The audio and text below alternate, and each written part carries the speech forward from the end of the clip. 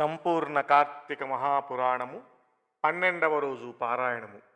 అత్రి మహాముని చెబుతున్నాడు, అగస్య, కార్తీక మాస శుక్ల ద్వాదశిని హరిబోధిని అంటారు. ఆ ఒక్క పర్వతిది వ్రతాచరణం చేస్తే అన్ని తీర్థాలలోనూ స్నానం చేసిన, అన్ని విధాల యజ్ఞాలను ఆచరించిన కలిగే పుణ్యం ప్రాప్తిస్తుంది. విష్ణువు పట్ల, ఏకాదశి పట్ల భక్తిని కలిగిస్తుంది. సూర్య చంద్ర గ్రహణ పర్వాల కంటే గొప్పది, ఏకాదశి కంటే 100 రెట్లు మహిమాన్వితమైనది అయిన ఈ ద్వాదశి నాడు ఏ పుణ్యం చేసినా, పాపం చేసినా అది 1,00,00,000 రెట్లుగా పరిణమిస్తుంది. అంటే ఈ ద్వాదశి నాడు ఒక్కరికి అన్నదానం చేసిన 1,00,00,000 మందికి అన్నదానం చేసిన పుణ్యము, ఒక్క మెతుకును దొంగిలించిన 1,00,00,000 మెతుకులు దొంగిలించిన పాపము కలుగుతాయి.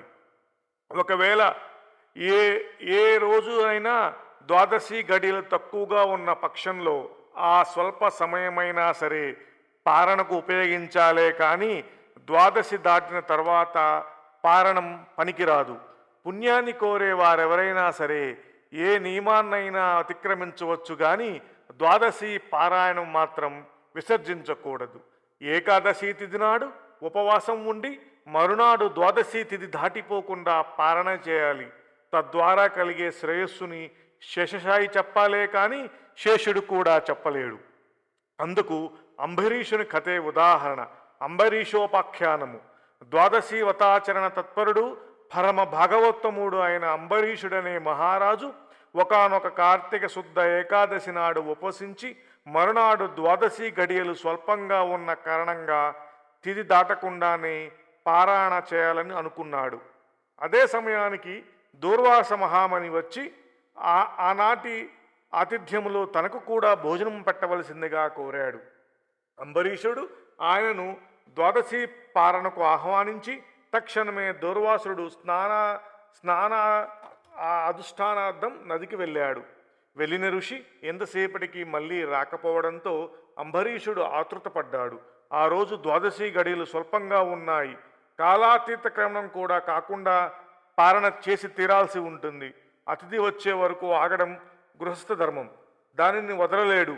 ద్వాదశి దాటకుండా పారణ చేయడం ఆ వ్రతస్థ ధర్మం, దానిని వదులుకోలేడు. అదీ కాక ద్వాదశి వ్రతాన్ని ఉల్లంఘించిన వాడు విష్ణు భక్తిని విసర్జించిన వాడవుతాడు. ఏకాదశి ఉపవాసం చేయకపోతే ఎంత పాపం కలుగుతుందో ద్వాదశి నాడు పారణ చేయకపోతే అంతకు రెట్టింపు పాపం కలుగుతుంది. అంతేకాదు, ఒక్క ద్వాదశి పారణాతీత క్రమం వల్ల ఆనాటి వ్రతఫలంతో పాటుగానే అతఃపూర్వం చేసిన 12 ద్వాదశి పారణల మహాపుణ్యం కూడా హరించుకుపోతుంది. జన్మాంతర పుణ్యఫలం క్షీణిస్తుంది. అన్నింటికన్నా ముఖ్యంగా ద్వాదశి అతిక్రమణ వలన విష్ణు విరోధ భీతికి ఏర్పడుతుంది. అందువల్లే ప్రాణావసానమైనా సరే ద్వాదశి పారణము చేయటమే కర్తవ్యం. తద్వారా సంక్రమించే బ్రాహ్మణ శాపం వల్ల కల్పాంత దుఃఖమే కలుగునుగాక. దూర్వాసాగమంతరం కన్నా ద్వాదశి తిరోగమనాత్పరణమే పారణ చేసి హరిభక్తిని నిలుపుకున్నట్లయితే కలగబోయే కష్టాలను ఆ కమలనాడుదే కడతేరుస్తాడు. ఇలా తన మనస్సులో ఒక నిర్ణయానికి వచ్చి కూడా ధర్మవర్తనుడనే ఆ అంబరీషుడు ద్వాదశి పారణార్థం తనకు పరివేష్టించి ఉన్న వేద విధులను, తన ధర్మ సందేహాన్ని తెలియజేశాడు. అంబరీషుని సమస్యను వినిన వేద స్వరూపులైన ఆ విప్రులు క్షణాల మీద శృతి స్మృతి శాస్త్ర పురాణాదులన్నింటినీ మననం చేసుకుని, మహారాజా, సర్వేశ్వరుడైన ఆ భగవంతుడు సమస్త జీవుల యందున జఠరాగ్ని రూపంలో ప్రక్షిప్తమై ఉన్నాడు.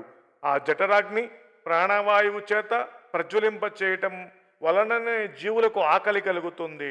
దాననే తాపమే క్షుత్పాపాసా బాధగా చెప్పబడుతూ ఉంది. కాబట్టి యుక్తాహారం చేత ఆ అగ్నిని పూజించి శాంతింప చేయడమే జీవలక్షణం. జీవులనే స్వీకరించబడే భక్ష్య భోజ్య చోష్య లేహ రూపాల అన్నాదులు వారిలోని అగ్ని మాత్రమే భుజిస్తున్నాడు.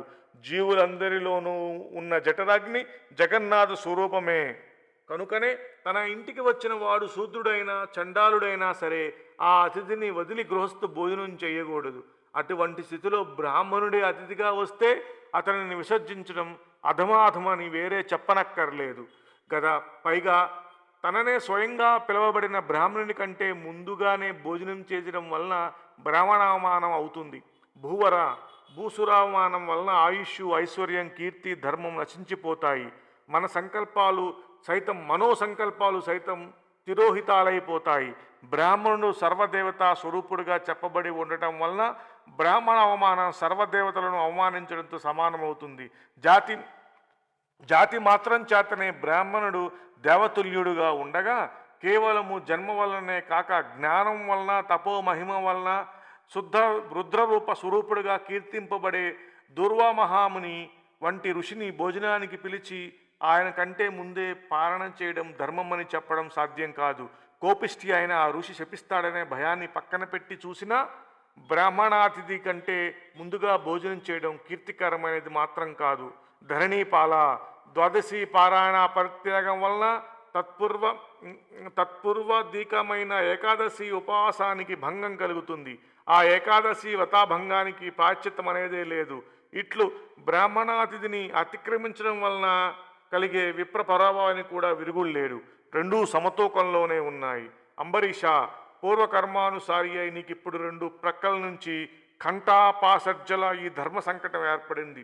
దూర్వాసుడు వచ్చే వరకు ఆగాలో లేదా ద్వాదశి దాటకుండా పాలన చేయాలో ఏది నిశ్చయించి చెప్పడానికి మేము అశక్తులమైపోతున్నాము. కాబట్టి ఆత్మబుద్ధి సుఖం చేయవ అనే సూత్రం వలన భారం భగవంతుడి మీద పెట్టి నీ బుద్ధికి తోచిన దాన్ని నువ్వాచరించు అన్నాడు. బ్రాహ్మణులు ఆ మాటను వినగానే అంబరీషుడు, ఓ బ్రాహ్మణులారా, బ్రాహ్మణ శాపం కన్నా విష్ణు భక్తిని విడిచిపెట్టడమే ఎక్కువ కష్టంగా భావిస్తున్నాను అని అనుకోగానే పూజాస్థానంలో ఉన్న యంత్రాన్ని ఆవహించిన ఆ జగదేక శరణ్యము, జగదేక భీకరణము అయిన ఆ సుదర్శన చక్రము రివ్వున దుర్వాసుని వంకగా కదిలింది. ఆ చేతనాలైన పూజిత సంజనాల్లోంచి జడమైన విష్ణు చక్రం దివ్యకాంతి ప్రభాశోభితమై తనకు ఏకంగా తన వంకగా కదిలి రావడాన్ని చూడగానే దుర్వాసుడు త్రుళ్ళిపడ్డాడు. ఆ చక్రాన్ని చిక్కకూడదని భూచక్రమంతా కూడా క్షణాల మీద పరిభ్రమించాడు. అయినా సుదర్శనం అతగాడిని తరుముతూనే ఉంది. బీతావహుడై ఆ దుర్వాసుడు వశిష్ఠాది బ్రహ్మార్షుల్ని, ఇంద్రాది అష్టదిక్పాలకుల్ని, చిట్ట చివరిగా శివబ్రహ్మల్ని కూడా శరణు కోరాడు. కానీ అతని వెనుకనే విహ్వల మహాగ్ని జ్వాలాయుతంగా వస్తున్న విష్ణు చక్రాన్ని చూసి ఎవరికి వారే తప్పుకున్నారే తప్ప విడిచి తెగించి ఎవ్వరూ అభయాన్ని ఇవ్వలేదు. ఆ విధంగా ప్రాణభీతుడైన దుర్వాసుడు సంభోవిత లోకాన్ని సంచరించి చిట్ట చివరిగా చక్రపాణి అయిన విష్ణులోకాన్ని చేరాడు. ఏ బ్రాహ్మణ ప్రియ, మాధవ, మధుసూదన, కోటి సూర్యులతో సమానమైన కాంతిని వేడిని కలిగిన నీ సుదర్శన చక్రం నన్ను చంపడానికై వస్తూ ఉంది.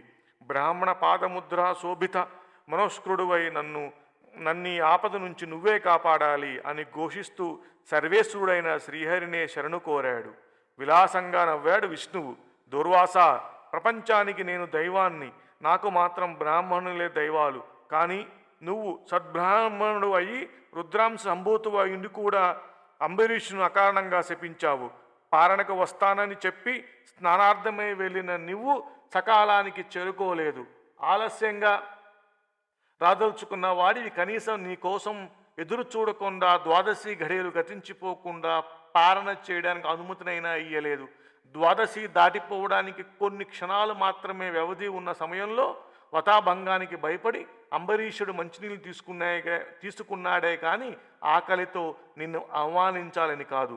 నిషిద్ధార్హులకు కూడా జలాపానము దోషము కాదని శాస్త్రాలు చెబుతుండగా అదేమంత తప్పని నువ్వు శపించాల్సి వచ్చింది. ఆత్రేయ, నువ్వెంత కటువుగా మాట్లాడినా కూడా అతగాడు నిన్ను వినయపూర్వకంగా శాంతించమని వేడుకున్నాడే కానీ కోపగించుకోలేదు కదా. అయినా సరే ముముక్షువై అతగాడిని నువ్వు 10 దుర్బల జన్మలను పొందమని శపించావు. నా భక్తులను రక్షించుకోవడం కోసం నీ శాపాన్ని నిమిషంలో త్రిప్పివేయగలను. కానీ బ్రాహ్మణ వాక్యమై వట్టిపోకూడదనే లోకోపవాదము వట్టిపోయిందనే లోకోపవాదము నీకు కలుగకుండా ఉండడం కోసం ఆ భక్తుని హృదయంలో చేరి నీ శాపాన్ని సవినయంగా స్వీకరించిన వాడిని, నీ శాపాన్ని అంగీకరిస్తూ గృహామి అన్నవాడిని నేనే కానీ ఆ అంబరీషుడు మాత్రం కాదు. అతనికి నీవిచ్చిన శాపం సంగతే తెలియదు. ఋషిప్రభు, నీ శాపం ప్రకారంగా ఈ కల్పాంతాన దుష్టుడైన శంఖాసురుణ్ణి సంహరించేందుకు, శిష్యుడైన మనువు ఉద్ధరించేందుకు మహామత్సంగా అవతరిస్తాను. దేవాదుల క్షీరసాగరాన్ని మదించే వేళ మందగిరిని మూపున ధరించడానికి కుదురుగా ఉండేందుకుగాను కూర్మావతాడును అవుతాను. భూమిని ఉద్ధరించేందుకు, హిరణ్యాక్షుని చంపేందుకు వరాహాన్నవుతాను. హిరణ్యకశిపుని సంహరించడం కోసం వికృతావతారంగా గల నరసింహంగా రూపాంతర దారుడునవుతాను. సర్వదేవతా సంరక్షణ కోసం ధర్మబలుడైనా కూడా దానవుడు కనుక బలి అనే వాడిని శిక్షించేందుకు వామనుడవుతాను. త్రేతాయుగమున జమదగ్ని కుమారుడిగా పుట్టి సాయుధ బ్రాహ్మణ్యుడై దుర్మార్గుడైన రాజులను దొల్లగొడతాను. రావణ సంహార్థమై ఆత్మజ్ఞాన శూన్యుడినైన, అంటే నేనే భగవంతుడనే దానిని మర్చిపోయి మాయామానుష విగ్రహరుడైన దశరథ రామునిగా అవతరిస్తాను. ద్వాపరంలో జ్ఞానిని బలవంతుడును అయి ఉండి కూడా రాజ్యాధికారం లేకుండా రాజుకు తమ్ముడిగా కృష్ణుడిగా జన్మిస్తాను. హరే కృష్ణ. కలియుగారంభమున పాపమోహము కొరకు పాషండ మతం ప్రచారకుడైన బుద్ధుడిగా పుడతాను. ఆ యుగాంతరం శత్రుఘాతకుడైన బ్రాహ్మణుడిగా ప్రభావిస్తాను. దూర్వాస, నా ఈ దశావతారాలను, ఆయా అవతారాలలోని లీలలను ఎవరు వినినా చదివినా తెలుసుకున్నా వారి పాపాలు పటాపంచులవుతాయి. దేశ కాల వయో అవస్థలను బట్టి వర్ణాశ్రమాలు అనుసరించి ధర్మము అనేక విధాలుగా ప్రపరించబడి ఉంది. దేశ కాల వయో అవస్థలను బట్టి వర్ణాశ్రమాలను అనుసరించి ధర్మము అనేక విధాలుగా వేదముచే ప్రవచింపబడి ఉంది. అటువంటి వివిధ ధర్మాలలోనూ కూడా ఏకాదశి నాడు ఉపవాసం, ద్వాదశి దాటకుండా పారణం అనేవి విశ్వజనీనంగా భాషిస్తున్నాయి. అటువంటి వైదిక ధర్మాచరణము చేసినందుకు గాను నువ్వు ఆ అంబరీషుణ్ణి శపించింది చాలక తిరిగి మరో ఘోరమైన శాపం ఇవ్వబోయావు. బ్రాహ్మణుడు అయిన నీ వాక్యాన్ని సత్యము చేయడము, భక్తుడు అయిన ఆ రాజును కాపాడుకోవడము రెండూ నా బాధ్యతలే కనుక శపించబోయే నిన్ను నివారించడానికే నా చక్రాన్ని నియమించాను. 24, 25, 26 అధ్యాయము సమాప్తము. 12వ రోజు నాటి పారాయణము సమాప్తము. నమ పార్వతీపతయే. హర హర హర మహాదేవ.